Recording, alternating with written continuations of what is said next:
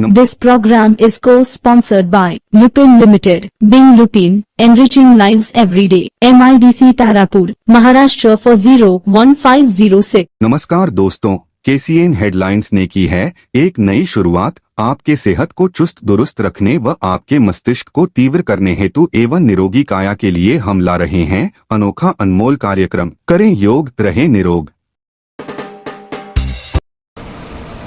नमस्कार दोस्तों, आपका स्वागत है आज के कार्यक्रम करें योग, रहें निरोग। हमारे साथ हैं योगाचार्य पंडित हौसला प्रसाद द्विवेदी जी। और आज जो हमारा प्रश्न है वो बहुत ही आवश्यक है जीवन के लिए, और वो है यह वास्तु में भोजन के जो तरीके हैं वो आज हमको आचार्य जी बताएंगे। तो सबसे पहले आचार्य जी नमस्कार, आपका स्टूडियो में स्वागत है। तो हमारा जो पहला प्रश्न है वो यह है कि भोजन के बहुत सारे मतभेद हैं।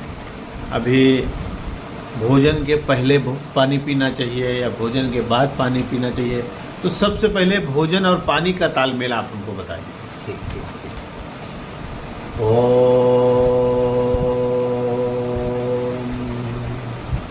गुरुर्ब्रह्मा गुरुर्विष्णु गुरु हि देव महेश्वर,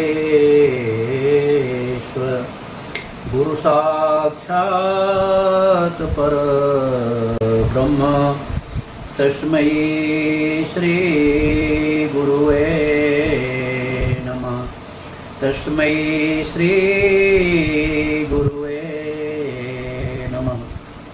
तो पहले इसके लिए हमारे जो संस्कार के और योगा के गुरु हैं यहीं बिरार में रहते हैं स्वामी जनार्दन बाबा जी, दंडवत प्रणाम करते हैं।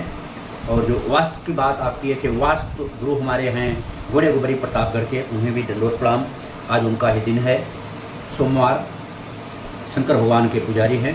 फिर से दंडवत प्रणाम करते हैं अपने सतगुरु जी से। तो भोजन के पहले अगर हमें 40 मिनट पहले पानी पी लेना चाहिए, जितना पी सके हो, जितना पी सके। 40 मिनट के बाद भोजन करें। भोजन करते समय हमें पानी नहीं पीना चाहिए। क्यों नहीं पीना चाहिए, ये प्रश्न पैदा होता है। जैसे कि हम गैस जला दिए, सिकड़ी जला दिए, कुछ जला दिए, उस पर हम पानी डाल देते हैं तो वह अग्नि बुझ जाती है। बुझ जाती कि नहीं, पक्का बुझ जाती है। बिल्कुल ठीक उसी प्रकार से हमारे अंदर, जैसे पहले भी बताया हूँ, छित जल पावक गगन सभीरा,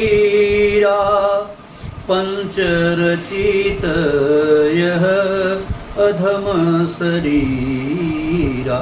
5 तत्वों से बने हुए, उसमें अग्नि भी शामिल है। तो हम भोजन करते समय यदि पानी गड़गड़ पी जाते हैं तो वो अग्नि बुझ जाती है, तो भोजन हमारा हजम नहीं होता है, और कुछ खून जो भी मलमूत्र बनना है वो नहीं बनता है। और ठीक इसीलिए बीमारी गैस की होती है। तो इसलिए हमें 40 मिनट पहले और भोजन के बाद 1 घंटा पहले बाद में पानी पीना चाहिए।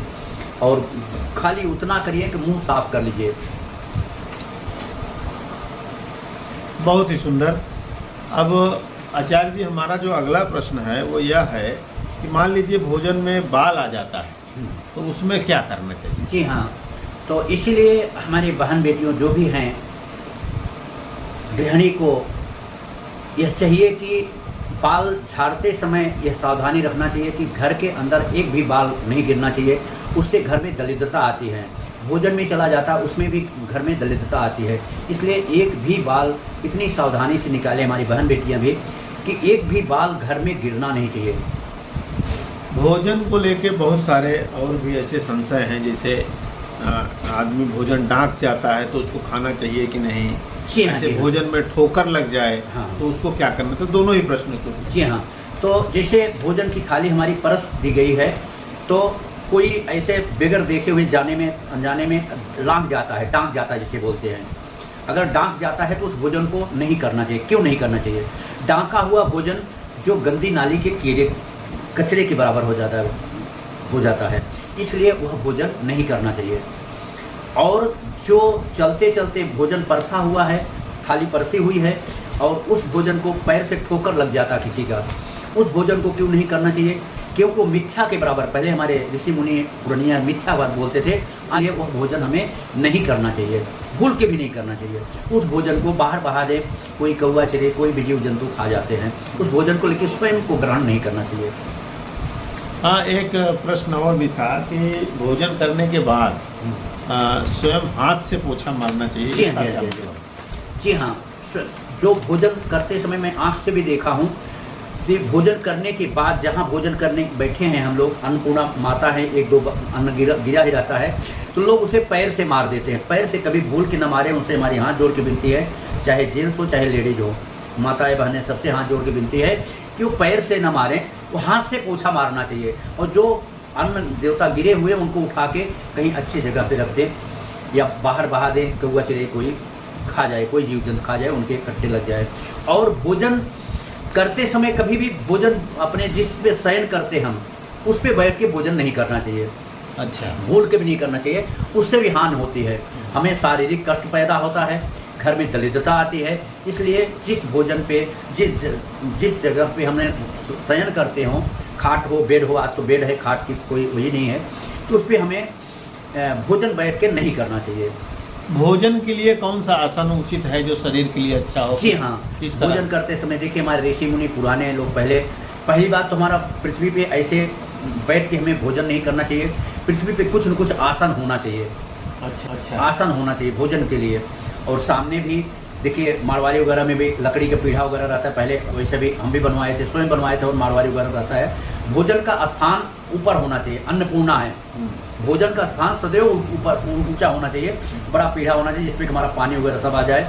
हमारे यहाँ ऋषि मुनि आते थे गांव में, हमारे मामा के बताया संत थे, वो भी ऐसे करते थे। तो भोजन का स्थान सदैव ऊंचा रहना चाहिए, उस पर रख के हमें भोजन करना चाहिए। कपड़ा निकाल के खाना चाहिए, कपड़ा निकाल जहाँ तक हो। पहले लोग कपड़ा निकाल के क्यों खाते थे? पहले लोग कपड़ा निकाल के खाने, पुराने लोग हमारे बहुत ही बुद्धिमान थे, भले पढ़े लिखे नहीं थे लेकिन बहुत बुद्धिमान थे। कपड़ा निकाल के इसलिए खाते थे, कभी भी देखिए किसी को कोई जुजबा 100 में, वैसे 100 में एक भी नहीं, 99%, 100 में 100% कोई नहीं बोलता था हमें गैस की बीमारी है। क्यों? कि जहाँ हम लोग पूरी खाने, चाहे ठंडी हो चाहे बरसात हो चाहे गर्मी हो, कपड़ा निकाल के भोजन हम लोग करते थे। अपने बचपन में हम देखे हैं, कपड़ा पहन के नहीं, लेकिन धीरे धीरे सब खत्म हो गया, तो वही बीमारी का घर पैदा कर गया। नमस्कार दोस्तों, केशियन हेडलाइंस सच का आईना में देखिए राजनीति, मनोरंजन, बिजनेस, खेलकूद, धर्म और देश दुनिया की प्रमुख खबरें। केशियन हेडलाइंस पर हमारे चैनल को लगातार देखने के लिए सब्सक्राइब करें, बेल आइकन दबाकर अप्रूव करें।